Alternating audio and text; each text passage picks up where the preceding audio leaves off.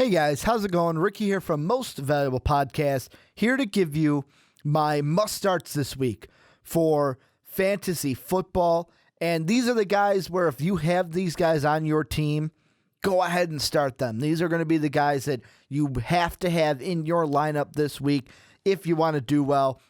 I'm going to get right into it. Number 5, this is a guy that, I didn't expect. But when I was coming up with this, okay, who do I like doing the research? I didn't expect this guy to make the list.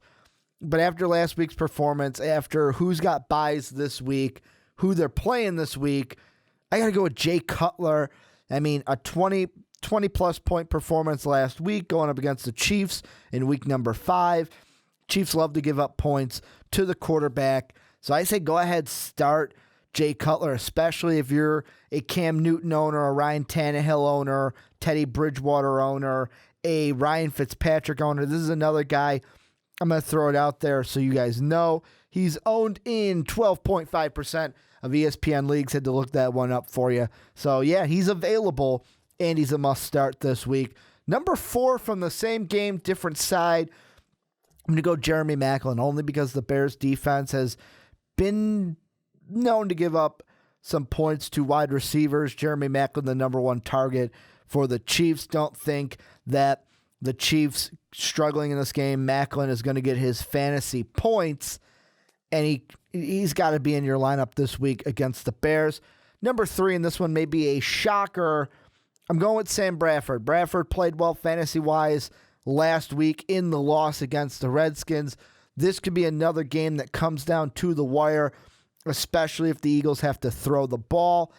I think Bradford has at least a 17, 18, maybe even a plus 20 performance this week against the New Orleans Saints. Looking at what Brandon Widmer was able to do, Bradford could do that in his sleep.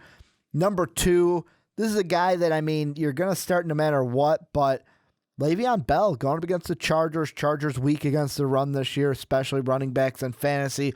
So you got to make sure Le'Veon Bell is in your lineup. And then number 1, if you've got this guy on your team, you have to start him at tight end. I don't care what you say. I don't even care if you have, maybe the only tight end I would rank above this guy this week is Gronkowski. But even if you have Jason Witten, I'm playing Owen Daniels ahead of Jason Witten. Jason Witten, not that great this week going against the Patriots, but Owen Daniels, he's my number 2 tight end behind Gronk this week because he's going up against the Raiders. Raiders give up great points to the tight end. Peyton Manning, a guy who knows how to get the ball to the tight end.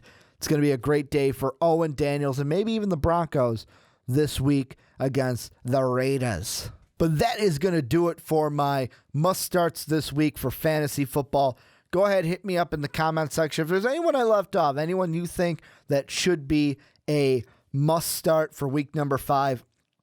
Also, if you have a fantasy question for me, hey, Ricky, who should I start, especially as we get into bye-week season? Either hit me up in the comment section or hit me up on Twitter. I'm at Ricky Widmer. Most Valuable Podcast is at Most Valuable Pod. I want to thank you guys for checking out this video. And as always, have a good day, everybody. Hey guys, like the video? Then hit that subscribe button. But if you liked it even more, you should check out our Patreon page. We have a lot of different rewards and goals for those of you who would love to support us. So make sure to click that link down in the description to check out those pretty kick-ass rewards.